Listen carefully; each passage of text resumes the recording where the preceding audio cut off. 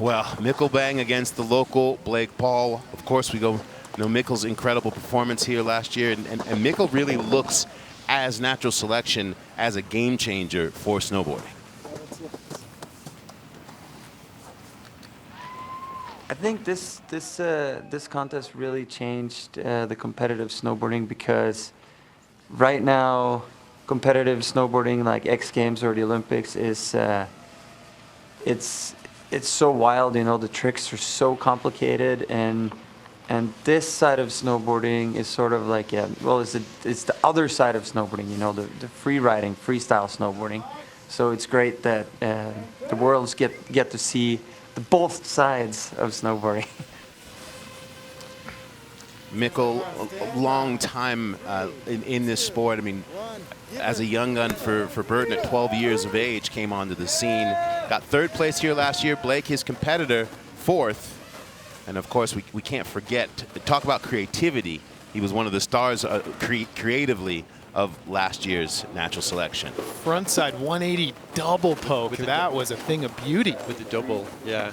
This is the most mouth-watering stylistic matchup, I think, isn't it? Absolutely. It's the definition of power and finesse. Both of these riders have very similar skill sets. So switchback 5 into a backside 360. That switchback 5 was very reminiscent of what he did last year. Same trick on that same feature. Huge wildcat. And he goes nose over tail. And yeah, what makes this matchup so interesting is last year, this is your third and fourth place finisher. And they've both got the experience like we've been talking about, which has been a real theme of this event, like seeing how the people that were here last year have handled it. Rolls back to end it.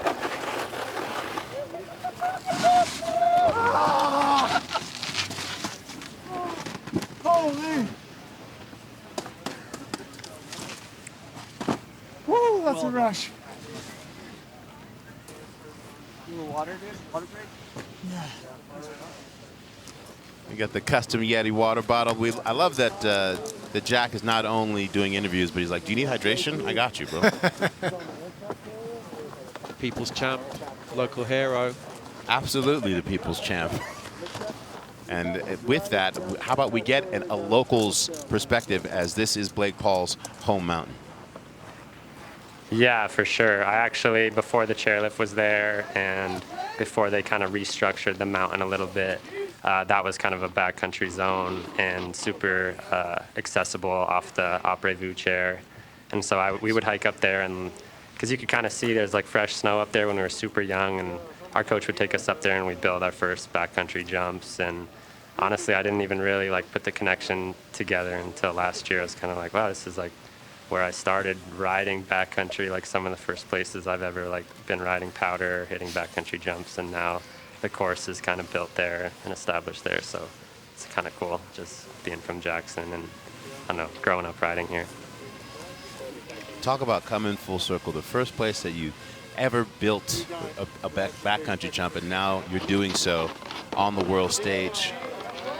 I think there's a real argument you could say Blake, along with Arthur's, pretty much the most influential freestyle snowboarder of the last year. Yep. Those iPhone clips. Yep, absolutely. It's just relatable, beautiful snowboarding at a very high level. Yeah. And Pat made the point in the first round. What? A backflip was huge. He sent that thing to the parking lot. What? That backside 7 was bigger. This is poetry in motion. That's exactly what Blake Paul's riding represents. Frontside 360. He looks dangerous today. The cat-like landing on that. Off the plank, little straight air there. This is a really brilliant foundational run, isn't it? This is an incredible first run, and there's something to be said about that too, right? As you put down a really solid run on your first go, and you got nothing to lose after that. You're just building confidence. And I would imagine that Blake Paul is feeling pretty good right now. That was the best we've seen anyone ride this course today. Yeah, made it look like he was just out taking a lap. Yeah.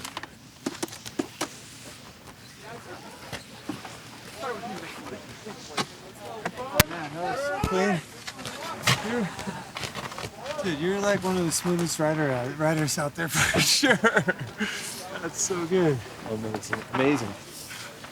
Blake, how's the course, dude? That looks incredible. Looks good.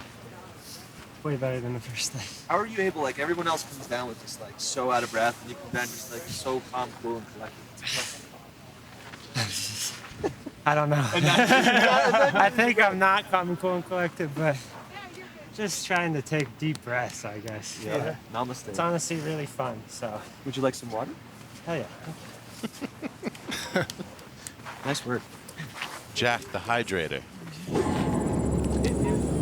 Wow. I think you're right though, Tom, because one of the themes of the first day was like how the progression, as the men's runs progressed, the scores got higher and higher and higher as they got more to grips with the course. They started to push it a bit more. I definitely think we're going to see that today. And with Blake's first run in particular, like it's just a really brilliant side and foundation, isn't it? And Mikkel, I mean, Mikkel was looking really good on this course, starting things off with a frontside 180 into a switch back 5. I think that frontside one might be my favourite thing so far. With the double poke? Yeah. Yeah, I really like that. Kind of sums up Mikkel's riding, doesn't it? That level of comfort, casual control. Yeah, deceptively simple, isn't it? Something like that. So here's the backside 3 from Mikkel. This is, yeah. And then a huge wildcat in that right there. If Mikkel doesn't take the driver's seat in this run, which right now I got it going to Blake, it's because of that fall. Just took it a little bit too far, didn't he? Essentially sent it to flat and then got nose heavy. Yeah. But how about this opener? Yeah. That was gigantic. Imagine having that as your safety trick. And then only 2 turns in. He goes back 7, even bigger than the backflip. And that is a beautiful frontside 360. Pat talked a lot about the lightness of him on day one, didn't he? The lightness of his riding, Blake. And yeah, you could really see it in that run. They call him Gordon Lightfoot for a very good reason. Well, we didn't see that 720, but that combo from that backflip to the 720 with literally 2 turns into that next setup. Nice. Hell yeah, dog. Yeah, expected. Back up. Standard is set. Yes, and we in talking to the judges, you know, these are the kind of runs that end up setting the foundation for the day. And that's the thing of this head-to-head competition. Only one person gets to move on. As Mikkel Bang, who's behind it, against Blake Paul, who has been the tone setter today. Serene progress from Blake so far. I like that, serene progress. Look at that Jackson Hole, bluest of the blue skies on this Friday. Mikkel, with nothing to lose, is about to go on a power party. And Mikkel knows full well what Blake Paul is capable of in this second run. Frontside 180, same as his first run. There it is. Riding through those trees, switch, that scores well with the judges. Switchback 5. Switchback 5 from Mikkel Bang.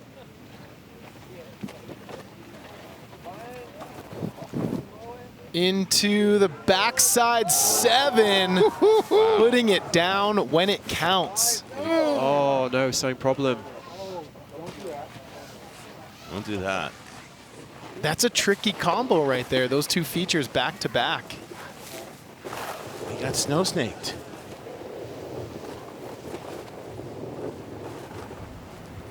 So I think he's got one more small feature to hit. And then it's Blake Paul's turn to try to eliminate Mikkel Bang. The door is definitely open here. It is open, but that top half was so burly that Blake's going to, you can't just like be casual. Almost just walked a plank there, dude. It's so lumpy up there. It's hard to stay in control out of the runouts. You were looking good though, man. Still, nice riding. It's impressive just to make it down that course. Woo. It's just getting bumpy now, though. Let's see how Blake handles it, huh? What's that? Let's see how Blake handles it. Here we go. Well, you're getting that instant feedback. He's saying, we talk about how hard it is to execute maneuvers, and Mikkel's like, it's hard just to like manage run out. Yeah. Well, we've seen 2 of the best snowboarders in the world, Dustin and Mikkel, with renowned board control.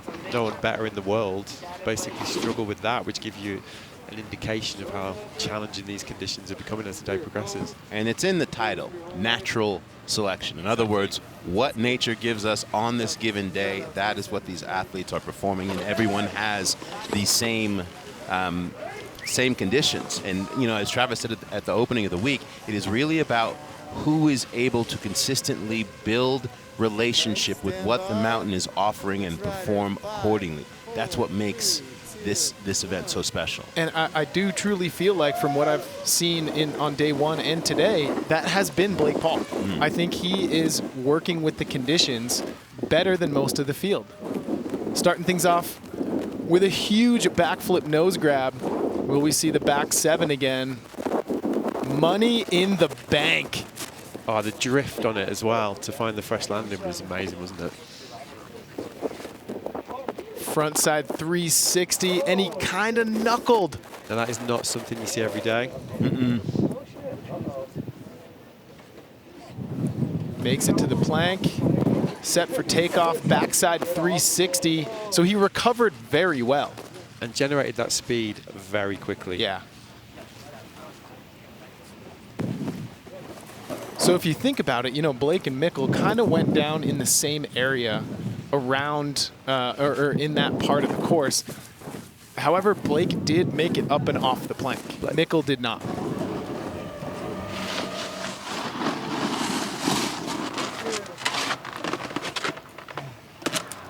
That was wild. It's getting a little more bumpy now. Yeah. Oh, good. I got a knee brace. Okay. Yeah.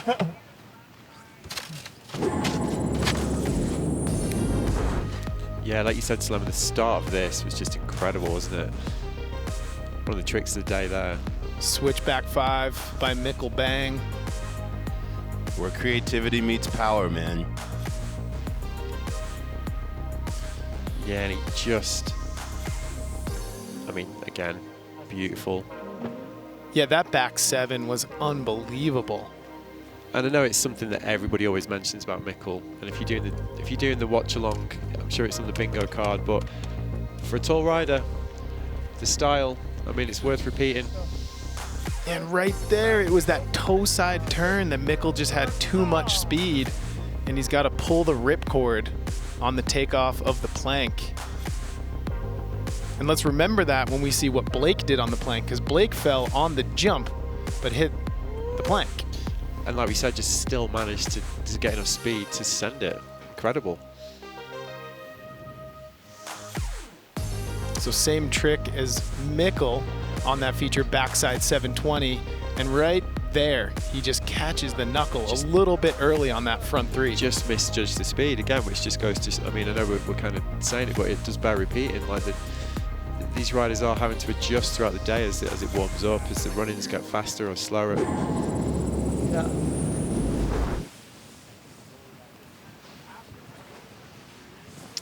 More snowboarding. Crazy. More snowboarding. Yeah. New game. So you called it Slammer. It's that top of Mikkel's run, wasn't Yeah. it? Yeah. That was really undeniable. Yeah. Seriously. Way more than the first. Well, we are sad to say goodbye to Travis, but excited about the possibilities of Horgmo as we head back up to the top for another tiebreaker. Mikkel Bang, 3rd place last year. The big man on his 170. So much creativity. Let's see if he tries that same line, the front one in. Yeah, and we saw a reversal in results between Ben Ferguson and Sage Kotsenburg, with Sage taking out Ben. Yeah. Last year, Mikkel 3rd place, Blake Paul 4th. Will we see it again in this final tiebreak round? Yeah, that's what's so great as this event develops. There's all these little subplots, aren't there? Like all these little callbacks to last year that are starting to develop. Yeah, the head-to-head matchups are where storylines and rivalries are built. So Mikkel Bang on course. Will he go front 1? He will. Yeah, and then it was switchback 5 before, wasn't it? So what's he got?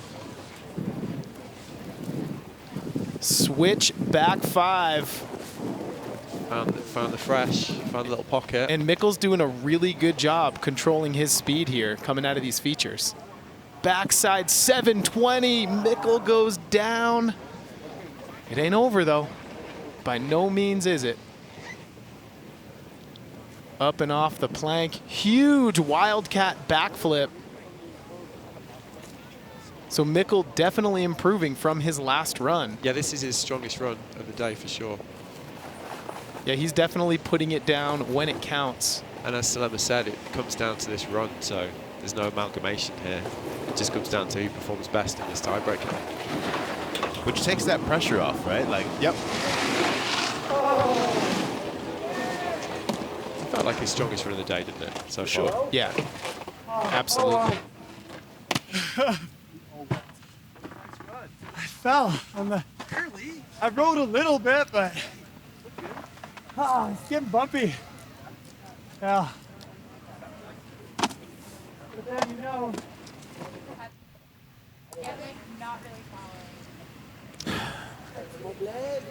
Blake Paul raised here.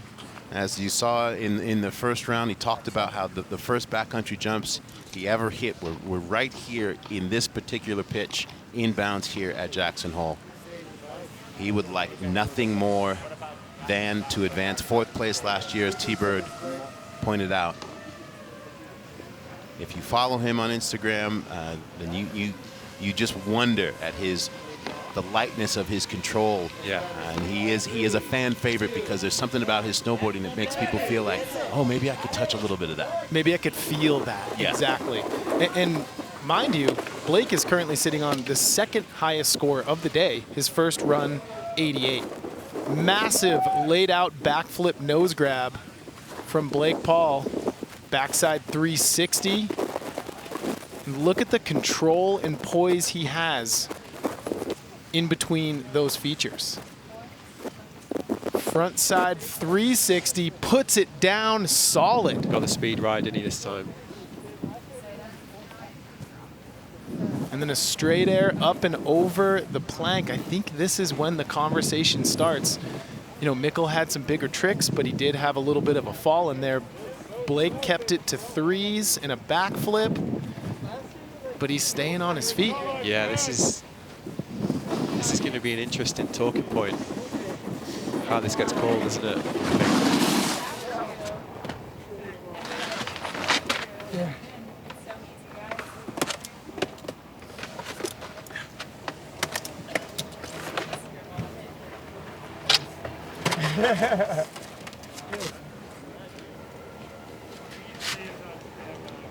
Imagine if you gotta do like 9 runs. Like that's like the maximum. It would be exhausting.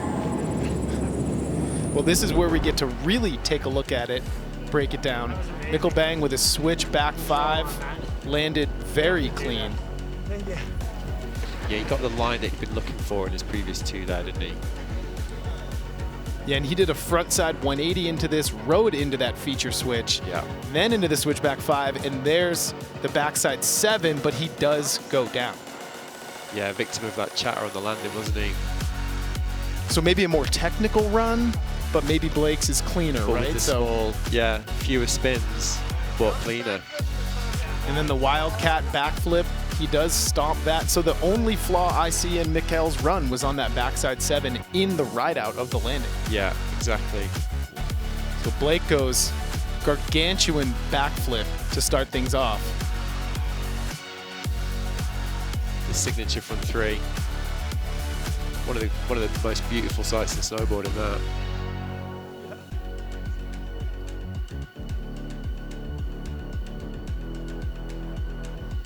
And look right there, he doesn't ever fully put on the brakes. He slowly brakes into the corners. He's constantly controlling his speed throughout the course.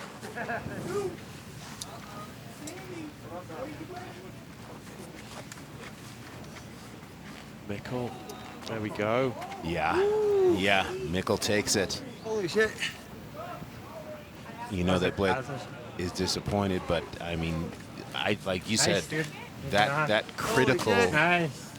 critical choices that Mikkel made Yo. off the top Fuck. gets him to advance. You could see the disappointment with Blake. Stan.